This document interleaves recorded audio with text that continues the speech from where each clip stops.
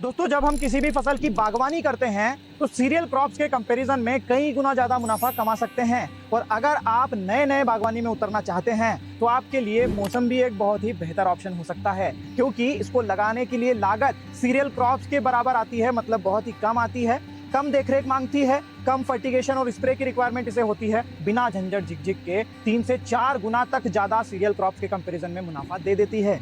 तो आइए जानते हैं कैसे की जाती है मौसम्बी की खेती।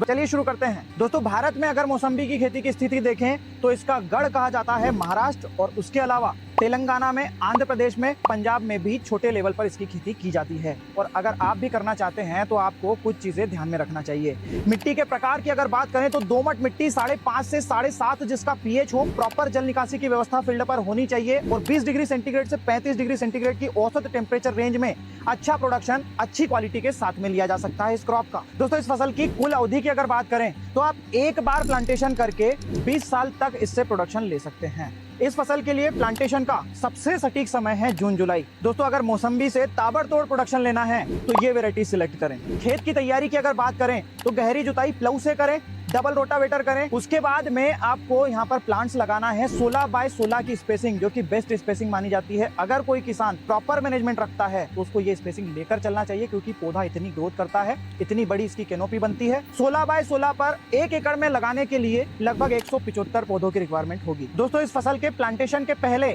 आपको ये बेसल डोज डालना चाहिए, और इसमें फंगीसाइड निश्चित रूप से डाला जाना चाहिए। और इसकी प्रमुख समस्याएं विल्ट और वायरस है। अगर विल्ट आ जाती है तो पौधे चाहे कितनी ही बड़ी अवधि के हों, ये खत्म हो जाते हैं, और वायरस अगर आ जाता है तो पौधे आउटपुट नहीं दे पाते हैं। दोस्तों, स्प्रे मैनेजमेंट की अगर बात करें तो इस फसल में ऐसे कोई स्पेसिफिक स्प्रेज की रिक्वायरमेंट नहीं होती है, लेकिन फ्लावरिंग के बाद आखिरी हार्वेस्टिंग तक आपको लगभग 2 से 3 स्प्रेज इसमें लेना चाहिए, जिसमें बेसिक फंगीसाइड होना जरूरी है, साथ में एंटीबायोटिक भी आप ले सकते हैं, और कोई कीटनाशक का भी इसमें उपयोग कर सकते हैं। दोस्तों, इस फसल में 10 से 15 दिन के अंतराल पर भी आप सिंचाई देंगे तो भी इसके लिए काफी है, बहुत ज्यादा पानी की रिक्वायरमेंट इसको नहीं होती है। और डबल ड्रिप की बजाय सिंगल ड्रिप इस प्रकार से भी आप लगा सकते हैं। ऑनलाइन ड्रिप लगाएं और उसमें 2 से 2.5 फीट की नली कनेक्ट करें।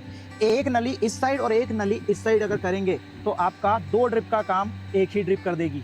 दोस्तों, प्लांटेशन से 5वें साल ये फसल आउटपुट देती है, लेकिन तब तक स्पेसिंग चूंकि बहुत ज्यादा है पौधों के बीच में, तो आप आसानी से इंटरक्रॉपिंग कर सकते हैं। दोस्तों, इस फसल का औसत आउटपुट अगर 1 एकड़ से 150 क्विंटल भी लेकर चलते हैं तो भी 20 रुपए केजी के औसत मार्केट रेट से 3 लाख रुपए की आमदनी ये क्रॉप देती है।